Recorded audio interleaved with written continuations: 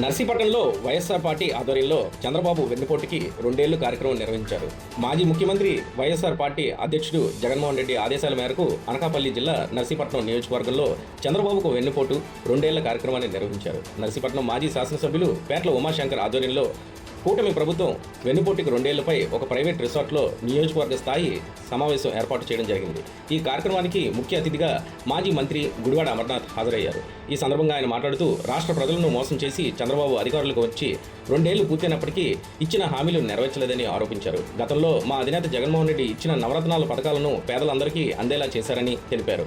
రానున్న రోజుల్లో జగన్మోహన్ రెడ్డి అధికారంలోకి రావాలని కోరుకుంటున్నారని, స్టీల్ ప్లాంట్లో జరిగిన ప్రమాదంపై విచారం వ్యక్తం చేసిన మాజీ మంత్రి అమర్నాథ్ ఈ కార్యక్రమంలో మాజీ ఎమ్మెల్యే కర్ణం ధర్మశ్రీ, మాజీ ఎంపీ భీమవరపు సత్యవతి, ఎమ్మెల్సీ శోభా హైమవతి తదితరులు పాల్గొన్నారు.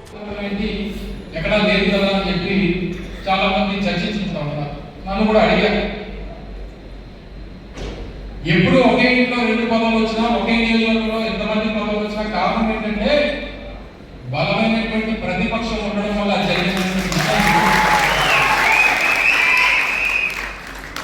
ప్రతిపక్షం మీతో ఉంటే అన్ని పదవులు రావు. ఒకటి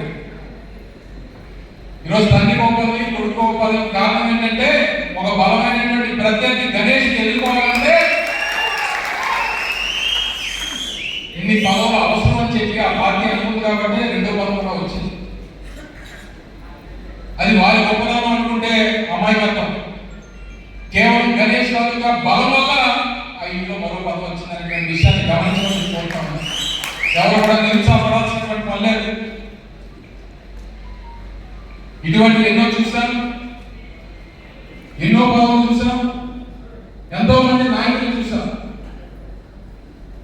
బలమైనటువంటి కార్యకర్తలు ఉన్నటువంటి నర్సీపట్నం నియోజకవర్గంలో వైఎస్ఆర్ కాంగ్రెస్ పార్టీని ఎదిరించేటువంటి ఏ రాజకీయ పార్టీ అయినా, అది అధికారంలో ఉన్నటువంటి పార్టీ అయినా, ప్రతిపక్షంలో ఉన్నటువంటి పార్టీ అయినా, బలమైనటువంటి నాయకత్వం, బలమైనటువంటి కార్యకర్తలు ఉన్నటువంటి నర్సీపట్నం నియోజకవర్గంలో వైఎస్ఆర్ కాంగ్రెస్ పార్టీని కనీసం పునాదులు కూడా టచ్ చేయలేనటువంటి విషయాన్ని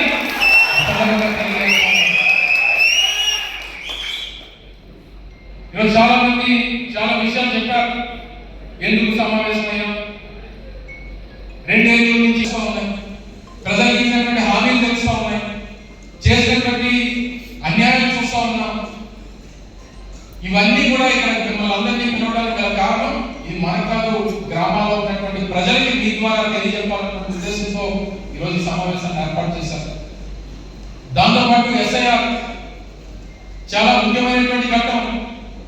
సహజంగా మనకి పోలింగ్ స్టేషన్ గురించి, పోలింగ్ బూతుల గురించి, ఓటర్ లిస్టు గురించి ఎన్నికల నోటిఫికేషన్ వచ్చినంత వరకు మనం పట్టించుకోం.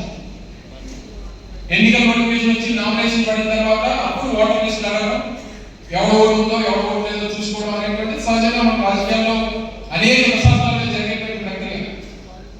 కానీ ఈ మధ్యకాలంలో ఎస్ఐఆర్ ఉన్నటువంటి ప్రాధాన్యత, తద్వారా జరిగినటువంటి పరిణామాలు పక్క రాష్ట్రాల్లో ఏం జరిగాయో అనేటువంటిది హర్ష చాలా క్లియర్గా మీ అందరికీ వివరించారు. అందుకని పార్టీ కూడా కోరాం, రేపు జూన్ 15వ తారీఖు నుంచి ఆగస్టు 20వ తారీఖు వరకు, అంటే 262 బూతులు, 10 ఓట్లు తీసినా 2600 ఓట్లు పోతాయి. దయచేసి చాలా బాధ్యత మన అందరి మీద ఉంది. దాంతోపాటు స్థానిక సంస్థల ఎన్నికలు కూడా రేపు రాబోతా ఉన్నాయి. మొన్న జగన్మోహన్ రెడ్డి గారు 175 మంది నియోజకవర్గ సమన్వయకర్తలు విజయవాడ పిలిపించి వారందరితో మీరు కూడా చూస్తుంటారు.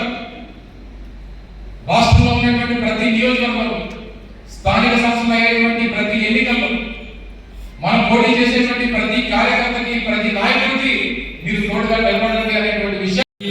మన శివని నాయన్ని కూడా జైల్లో పెట్టారు. ఒకటే అడుగుతున్న అయ్యన పాత్రని ఈరోజు వాళ్ళిద్దరిని జైల్లో పెట్టావు కదా, ఏమీ చేయలేదు కదా, మరి ఏ విధంగా నీకు నాకు అర్థం కావట్లేదు, ఏ విధంగా ఆనందపడుతున్నా నాకు అర్థం కావట్లేదు. అంటే రేపు రాబోయేలో కూడా మరి చేయని తప్పకి వాళ్ళని కానీ వాళ్ళ కుటుంబ సభ్యుని కానీ ఎంత ఏడ్చుంటారో ఒకసారి అర్థం చేసుకోవాలి. అంటే నీకు తెలియట్లేదు, ఈరోజు అధికారం ఉంది కదా జైల్లో పెట్టామని చెప్పి సరదాపడుతున్నాడు అయిన బాధ్యత. కానీ రేపు రాబోయే రోజుల్లో ఆ కుటుంబాలు ఎలాగేడ్చారో రేపు రాబోయే కూడా మీకు కూడా అదే పరిస్థితి వస్తుంది సంగతి మీ ద్వారా మరి అయ్యన్న బాధ్యత తెలియపరచడం జరుగుతుంది. ఈరోజు చూస్తే వాళ్ళ పెద్ద కొడుకు కానీ ఒకటే, ఇప్పుడే రాజ్యసభ కూడా వచ్చింది. వాళ్ళంతా అహంకారం అంటే ఈరోజు మాకు డబ్బు ఉంది, అధికారం ఉంది, దానికి తోడు మాకు క్రిమినల్ ఐడియాస్ చాలా ఉన్నాయని చెప్పి ఒక అహంకారంతో ఉన్నారు. దాంతోనే ఈరోజు ఎన్నో అగత్యాలు చేస్తున్నారు. ఒకటే చెప్తున్నా, 5 పద్ధతి కింద పెద్ద కొడుకు కానీ ఈ 3 సంవత్సరాల తర్వాత జగనన్న ప్రభుత్వం వస్తుంది. జగనన్న ప్రభుత్వం వచ్చిన తర్వాత మీకంటే క్రిమినల్గా ఆలోచించే శక్తి ఆ దేవుడు నాకు ఇస్తాడు. వచ్చిన తర్వాత ఏ విధంగా మీకు ఎందుకు తప్పు చేసావురా బాబు, ఎందుకు ఇలాంటి పరిస్థితి ఇచ్చావురా బాబు అని చెప్పి జీవితాంతో ఏడ్చే పరిస్థితి ఎట్టి పరిస్థితులు తీసుకొస్తానని చెప్పి సందర్భంగా తెలియపరుస్తున్నాను. ఎందుకంటే ఈరోజు చాలా ఆనందపడుతున్నారు ఈరోజు అందరూ కూడా. ఎందుకంటే దానికి తోడు రాజ్యసభ కూడా వచ్చింది, ఈ మధ్యనే నిన్నే వచ్చింది. అంటే రేపు రాబోయే రోజులు కూడా మరింత కేసులు పెడతారు, మరింత జైల్లో పెట్టే పరిస్థితి మనందరూ కూడా ప్రిపేర్ అయ్యాం. రేపు రాబోయే రోజుల్లో 3 సంవత్సరాలు కూడా జైలు పంపించే ఏర్పాట్లు కూడా చేస్తారు. దాని అన్నిటికీ కూడా మనం ప్రిపేర్ అయ్యి ఉన్నాం. అయితే ఒక్కటి కూడా చెప్తాం, మీ అందరూ కూడా ఎట్టి పరిస్థితుల్లో కూడా మనందరూ కూడా 2 సంవత్సరాలు ఎన్నో ఇబ్బందులు పడ్డాం. రేపు రాబోయే 3 సంవత్సరాలు కూడా మనందరూ కూడా పని చేయాల్సిన అవసరం ఉందని చెప్పి సందర్భంగా తెలియపరుస్తున్నాను. మొన్ననే ఒకటి అంటాడు, ఈ మున్సిపాలిటీలో టీడీపీ నాయకుడు అంటాడు, మరి బాబు నువ్వు ఎక్స్ఎమ్మెల్యే 20 రోజుల పాటు నువ్వు ఇక్కడ క్యాడర్ని, పార్టీ నాయకుల్ని, కార్యకర్తలను వదిలేసి గాలికి వదిలేసి వెళ్ళిపోయాడని చెప్పి కామెంట్ చేస్తాడు.